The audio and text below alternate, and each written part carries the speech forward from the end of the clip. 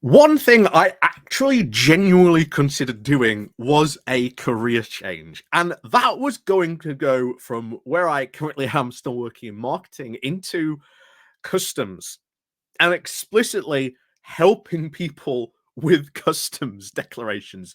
Because especially during the pandemic and during 2020, there were a lot, I mean a lot of courses of people saying, "Oh yeah, we'll teach you how to do, all this stuff, and then you can go out and offer it to people." I generally at one point thought, should I do that? Should I get retrained in that? Might be an interesting idea, extra string to my bow and all that. But I didn't end up doing it, and part of me regrets not going in that direction. Some of me, but I will say this. I will say this now. It was only going to be, I thought, a matter of time before a company comes up with some clever way of trying to get around like the Brexit rules in some way. Like, they're still within the rules, but the skirting around the rules, thinking creatively, and that is what we've got today from a company in Corby, a Corby logistics provider. Yes, we're going all the way today to cover, and bear in mind, having also written my own fair lot of PR pieces in my time, I can tell a PR piece a mile away, and this is definitely seems to be a PR piece. But we are going all the way to the Northamptonshire Telegraph today. I know the best, the best providers of news from Northamptonshire, to go over a company that is having to completely reset how it looks at UK, EU logistics and what it is doing to sort of help these companies. Now, I do applaud this logistics company for doing what they've done. It's a really good idea, but one thing that is very much very worth in mind, I guarantee you they are adding the extra cost on somewhere. They don't tell you what their prices are, but I can guarantee you there's a cost hidden somewhere, but they don't explicitly mention it in the article. But before we do get on into that, please do remember to click on the like, the share, and of course the subscribe button if you are new to the channel as well. Welcome. Remember to ring the bell as well. And of course, as always, thank you very much to all those people who do help and support the channel that way. And of course, down below, there's a link to my Patreon page, the One Foundation link called Buy Me Coffee, where you can buy me coffee, the YouTube thank you button, and of course, as always, there is the Pony Club down below as well. So let's crack on then. Oh, hang on. When I've remembered to actually get the article lined up, there we go. So over we go to the Northamptonshire Telegraph with the title of Corby Logistics Provider, Resetting Britain's Trade Relationship with Reformed EU Infrastructure. So, a report by Aston University Business School has found that Brexit red tape has caused goods trade between the UK and EU to slump, a problem now which is getting worse for British producers. With many Northamptonshire-based businesses still feeling the sting of all this new bureaucracy, there is now a huge potential for growth if these burdens can be eased. One British logistics provider, which has been a very prominent base in Corby, sees this challenge on a daily basis, but is now working hard to ensure and ease the burden to help get Britain moving. So, the report states that between 2021 and 2023, UK good exports to the EU were down by 27%. Again, big impact on our economy, big impact on growth. I and certainly others have said this before. If we really want to, juice up our economy, then, single market, customs union, it's all there. It's all there. And other thing that we've always talked about, and trade gravity is a thing. It is a provable, observable thing. Countries always trade with their closest neighbors first. Where are our closest neighbors? They are, of course, directly in Europe. it's not rocket science. This is why, again, I hope we do accept this freedom of movement, because remember, we have freedom of movement with other countries. We have freedom of movement with other countries right now. And I think Starmer not accepting freedom of movement is a really stupid move, for him not to do. But at least we are seeing a lot better relations with the EU on this. That is fundamentally a good reset. Even if Starmer doesn't, achieve a complete reset, at least he has fundamentally improved drastically the relationship with the UK and the EU. That is at least an achievement he can walk away with. But the EU have said, look, here's youth mobility scheme. Let's do it. Take it. I think this definitely should be something that should be absolutely looked at with a full positive view on it. But anyway, back to this. So the EU, of course, down 20%. With businesses now giving up on exporting consignments now to some EU nations, now facing the more regulatory burdens, complex paperwork, and significantly longer transit times. The other thing that makes us very, very much uncompetitive. If you are a company in Europe, why are you going to get something from the UK where you can get it from the EU? Again, European companies now have a very clear competitive advantage over UK companies. Very clear. So a small furniture business now based near London said that, like so many British businesses in need of road freight services, we have now struggled with Brexit and all these delays with red tape it has now brought. We are a fairly strong customer base in Europe, and we all but lost now because of all the problems. Andrew Baxter, the chief executive of Europa Worldwide Group, explained. This now report is a very stark reminder to logistics companies that more now is needed to be better support our British producers and traders. And the thing is, good on this company for doing that, for providing this support. But I want to stress and constantly remind people, this should not be the case. The government should be providing this stuff. But of course, we had a government that didn't care. that thought, oh, don't worry, somehow this will all be fine, because of course, remember, in their crazy ideology, you leave the EU and it's all, rainbows and unicorns, but it's not. Anyway, they continue.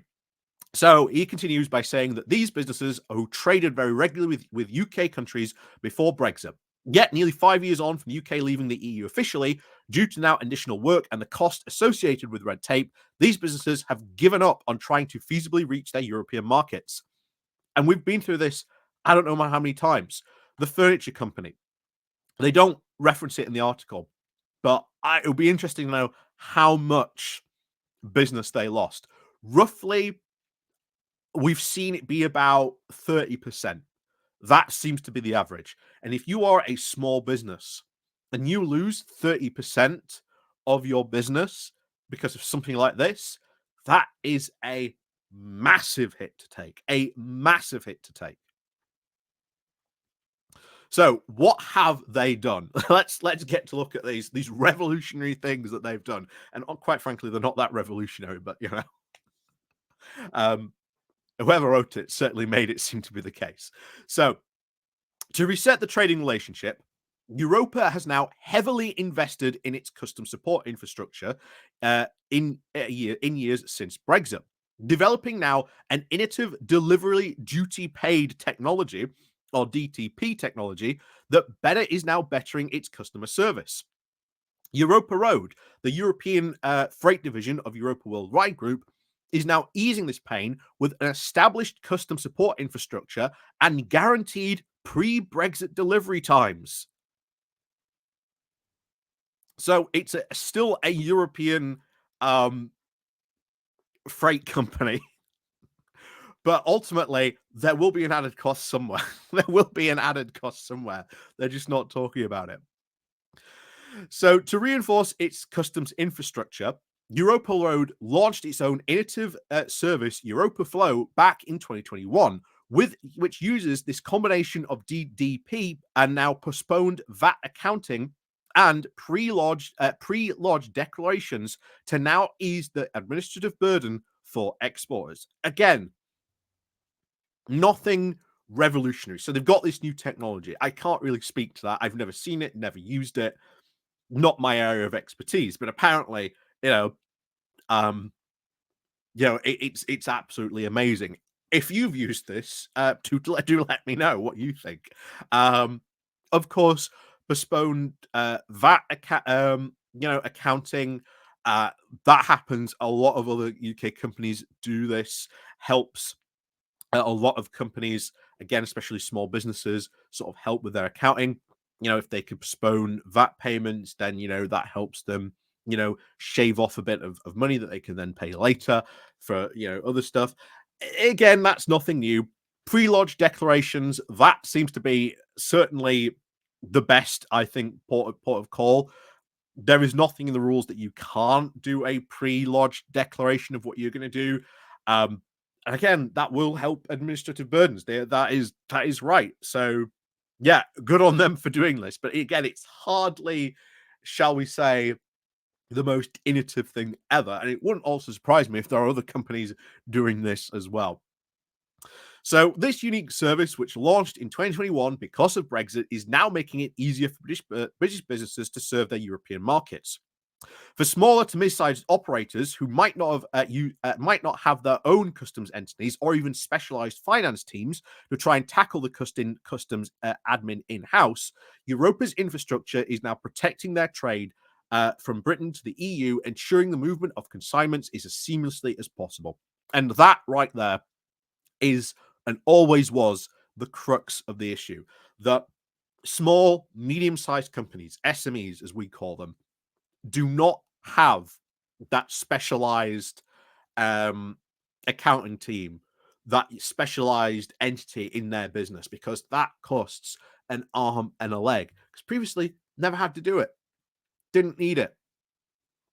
Because part of being in like the EU and being part of the single market customs union, etc., meant that they could treat a customer who was maybe in London exactly the same as sending it to someone in Paris, Berlin, etc. Pick your European city destination. It was just as easy to do. And lots of companies grew in size because of that. That's why you have a lot of small, medium enterprises who have really suffered because of Brexit. And now that's gone. So bear in mind, if this, customs company can do this, it's not going to fix it permanently. It's not going to be a permanent fix, because there will be a cost associated with this somewhere. What that cost will be, they don't exactly say, but there will be a cost. So back to this then. So is invested more than £5 million in this technology. Europa Flow that ensures goods are now not delayed by additional paperwork and customers aren't faced with unexpected additional fees. With more than at least 50% of Europa's groupage exports now using DTP, again, there you go, groupage, because of course you can't send individual assignments, so it's all has to be grouped together. Again, that helps logistics firms massively. So again, nothing new there really, but the fact that they are doing this, they are adapting now to the groupage thing.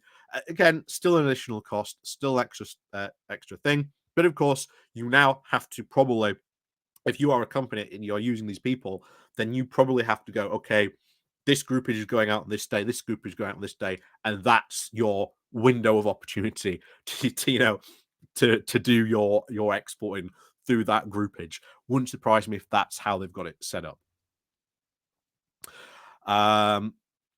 So with the European groupage exports now use DTP, the company has been able to guarantee pre-Brexit delivery times for all its consignments. The small business continued to say, I think that's the furniture company that started at the beginning, said, Europa has now single-handedly, with the patience of a saint, helped us now overcome the problems and our fears of exporting to Europe.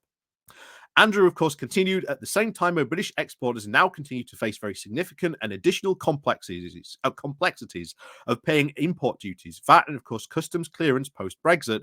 European flows combines advanced technologies with customs expertise on both sides of the channel, providing support to British businesses exporting to the EU. Through a network now of sales branches across the UK and Ireland, which manage shipments of goods to our Dartford hub, from all freight now goes from on now to connect with daily direct services to partner networks in at least 42 continental hubs. So, yeah, everything goes to the hub. Hub then gets all grouped together in the groupage thing, and then it goes on from there to another continental hub. Again, logistics. I doubt anything this is massively groundbreaking, bear in mind.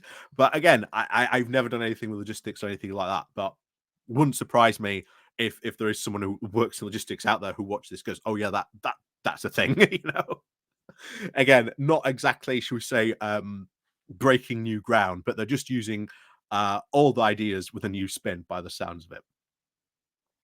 So anyway, it continues. So reinforced now with teams of customs experts on both sides of the channel, we are now offering guaranteed transit times from France in 2 days, Hungary in 4.1 days, Italy in 3.9 days, Denmark in 3.5, and Germany in 3.1. Europa's speedy delivery times are down to its investments in infrastructure. Confident now in the transit times for British businesses, it also introduced a no-quibble money-back guarantee, which offers financial reassurance for exporters looking to grow their European reach. Believed to be very unique in the marketplace, the guarantee offers full financial recompensation to Europaflow deliveries that do not arrive on time. Again, a money-back guarantee to deliveries that don't arrive on time? How groundbreaking. Anyway, Andrew concludes, in a post-Brexit, post-pandemic climate, British exporters are now constantly battling economic and financial headwinds and growing customer presence in a very competitive market. So they recognize that they cannot gamble their reputations by risking delays to deliveries, escalating from incomplete paperwork or even disputes over payment of VAT and customs duties. And that, of course, again, another key thing there. Risk their reputation. They cannot gamble their reputation by risking delays to deliveries. Reputation in the business world is worth everything. And if you are constantly having delayed deliveries, they'll look elsewhere. You see this all the time. Big business relationships that get set up have been going on for years, and then there becomes a breakdown in trust or something like that, and they go somewhere else. Happens all the time in the business world. So while Europaflow has at least proven to removing some of these issues, our money back guarantee now is an additional service for Europaflow, which offers now peace of mind. So there you go. So yeah, Europa Road is of course one of the largest commercial users of Eurotunnel and makes more than over 30,000 journeys annually into the EU from the British terminal now in Folkestone. And then I'm just going to read this comment because I think it's very true. So great news. All praise for Europa for all that extra effort, but all for free. I doubt it. Again, I doubt it very much too. Extra cost will get passed on to their UK exporting customers who either have to reduce business by either cutting costs or even staff. What was all this about exports down by 27% or risk becoming uncompetitive with EU firms who have no such added costs now to deal with? Remember this from Vote Leave. Vote to leave will cut red tape. How's that going? Remember this from Nigel Farage. Stay in the EU and it will be the end of the steel industry in this country. Vote out and it will be saved. Port Talbot, anyone? How about Johnson? A rich harvest there.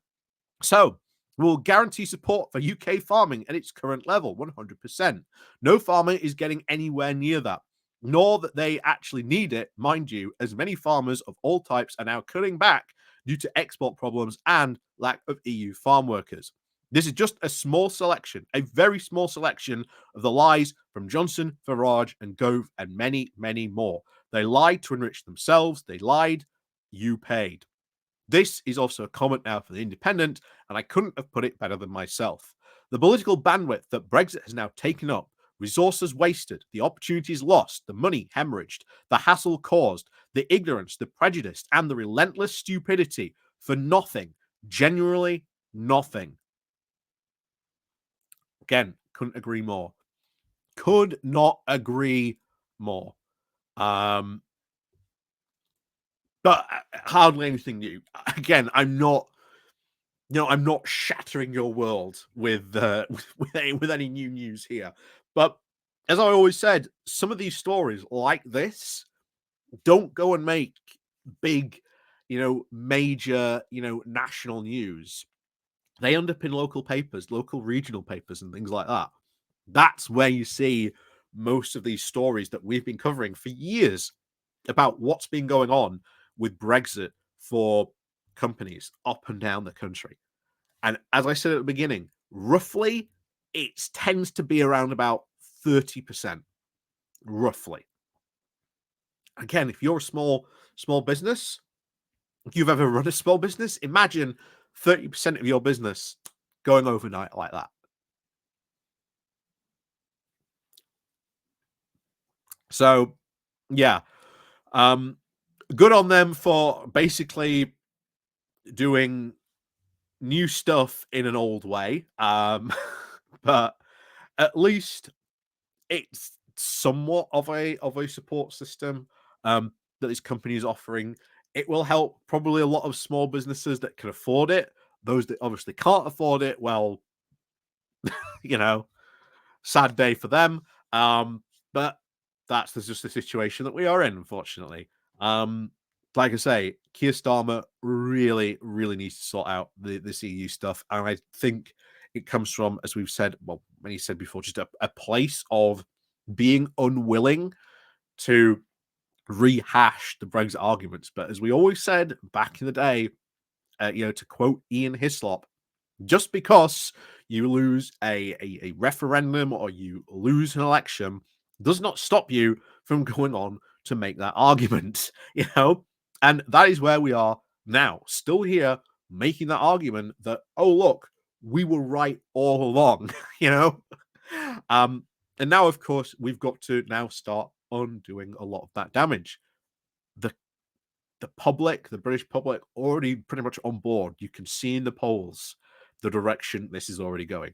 And those polls happened a lot faster than a lot of people thought. People still thought we wouldn't be here by this time. This would be at least, if not into the 2030s when this started to happen. But here we are. So ultimately, it will be, I think, become just more and more of a political issue, more and more. And ultimately, businesses now have a government that listens to them. What do you think these businesses are saying to the current government? Why do you think one of the first things Starmer has done is gone to the EU to try and get a couple of these agreements? Again, not rocket science, but always. Thank you very much for watching. And of course, as always, we'll see you all next time.